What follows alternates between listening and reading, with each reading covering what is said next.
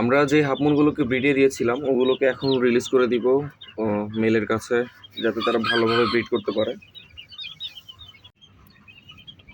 তো এই যে মাশাআল্লাহ অল্প নেস্টিং করছে, রিলিজ করে দিলাম।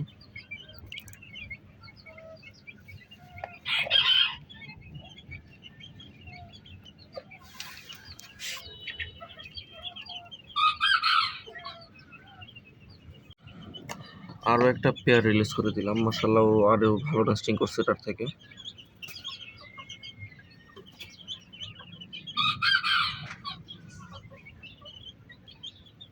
মাশাআল্লাহ ওর অ্যাক্টিভিটিও ভালো,